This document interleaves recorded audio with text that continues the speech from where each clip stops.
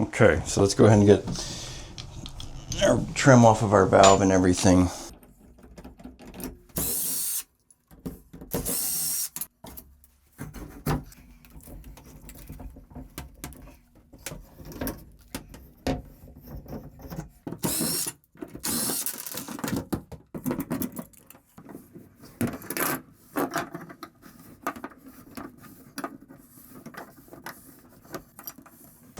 Okay, so, you know, we want to be as gentle as possible. We don't want to create more work than we have to, and I really don't want to go get color matching paint to match this purple. So I really just want to cut out just the minimum out that I need to.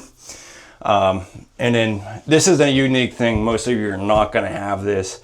That's having a cedar ceiling like this. I want to leave it.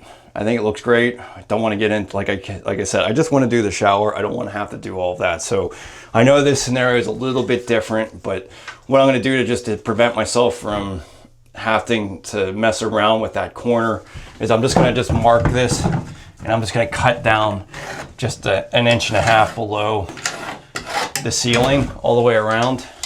And then we'll just kind of use that sealant application and waterproof up against there when we put our wallboard on. And you know, this is something that might make sense even in a regular bathroom, that you don't want to mess with the ceiling, is to cut down below so that you make sure you don't hurt the ceiling.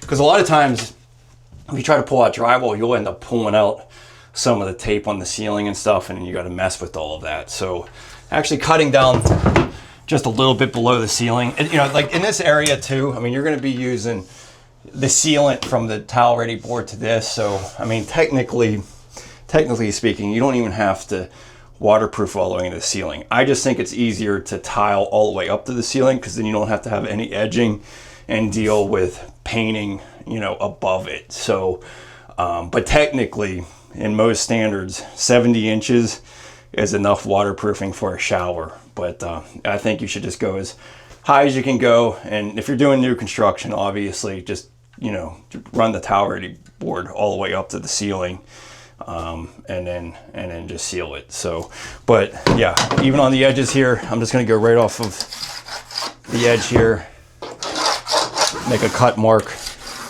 And what I normally like to do is allow some of my tile to come outside of the curb. I'll show you the important detail about that later. But cutting this out will allow the towel ready board to go down alongside the curb, so there's waterproofing right against the curb. This side, I mean, this is tight. We have a boiler system here for heat. So again, you're probably not going to have that right next to the shower, but we'll do our best to towel. Where the hell is that? So I guess it depends on. But yeah, we'll just use an oscillating tool, cut out the drywall, and then we'll cut this apart.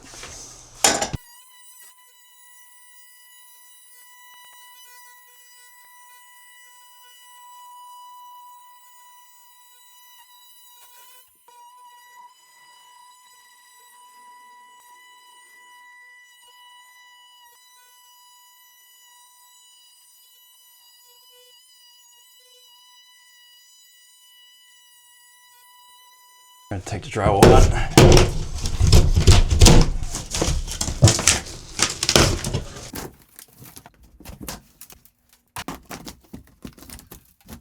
One thing I would just advise is that you're gonna have things like vent stacks, and if this is on a first floor and there's a second floor, you might have wires and stuff running up. So just try to be careful, because these fiberglass tubs, electricians love to fish things behind this and run wires up. So if they were adding any wires or whatever, or even new construction, they just kind of let them run loose behind these tub showers, because normally in most new construction you put these in first and then you do the wiring. And so just be careful. Try not to allow the blade to go all the way into the cavity. But in this scenario, this is like a one-story home, so I know there's nothing really going up there.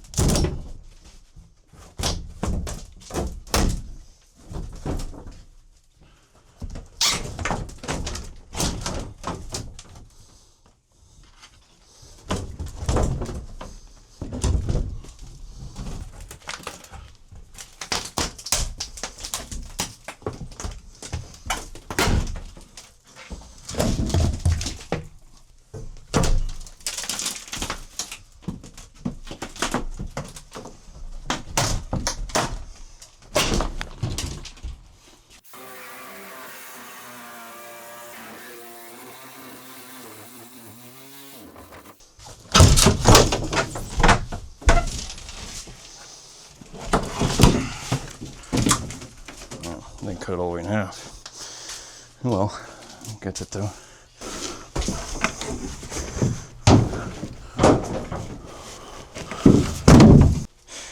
All right, so that was really, what, 15 minutes maybe?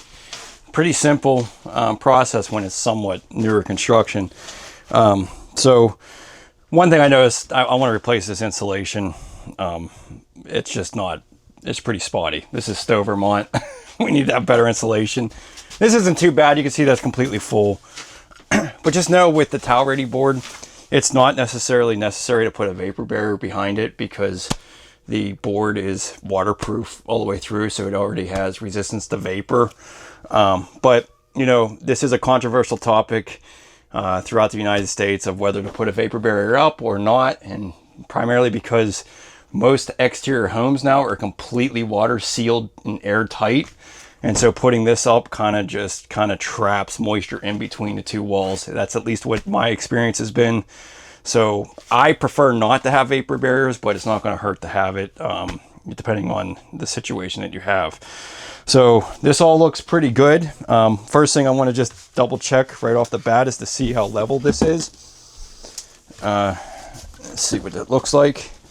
And that looks pretty good. Basically, you just want to be within 3/8 of an inch level, which is a lot. And 5 foot, 3/8 of an inch is, you know, there's a lot of homes that are 3/8 of an inch off, but that's how much allowance this provides with the shower pan. So just make sure that everything, yeah, I mean, that's pretty, that's, you know, maybe a 1/16 in 4 foot. So we're totally within reason. But that's another reason I like this system is you literally have 3/8 of an inch. So, I mean, you're talking a considerable amount of slope either way, and you can still set this pan and be good. Now, if I was that much off, I'd probably be ending up building up thin set on the one side of the pan to make sure that the pan, you know, the curb stays level, because you really don't want to have, because even if it was 3/8 inch off, say if it was low on this side, the opposite side of your shower, everything's still going to drain that way, but your curb is going to be tilted that much, and that's not ideal for shower doors. You definitely want to be under 1/4 inch for doors. So, you know, all I'm saying is you can set the pan, you can overcome subtleties on that. But if you're way off, you know, I've seen homes where you're off 3/4 of an inch from one side of the shower to the other. In that scenario, you're going to want to put some floor leveler down. I do have a tutorial on that later on in the course. I did the old style towel ready pan. It shows you the floor leveler. That's something that you definitely want to, you know, the more level it is, the better off you are. So if you're over a 1/2 inch or over 3/8 of an inch, just use a thing of floor leveler. It'll be very easy to level things out. So let's go ahead and dry fit our pan. Let's take out this drain assembly. Now, most tubs, you're going to have only 1.5 inch lines. So just know that some areas are probably not going to meet code as far as converting 1.5 inch to 2 inch. There are areas in the country where, let me get my bigger wrench. There are areas that require 2 inch all the way to the main line. I find it ridiculous because the International Plumbing Code allows 1.5 inch. But the big thing that you're going to have to do is convert 1.5 inch to 2 inch to connect to your shower pan. So know that there's always going to be some plumbing work involved when you're converting a tub to a shower. There's really no way around it. There's really no way to use this existing drain to be able to connect to your shower pan. Throw it in there. There we go. Pretty nasty.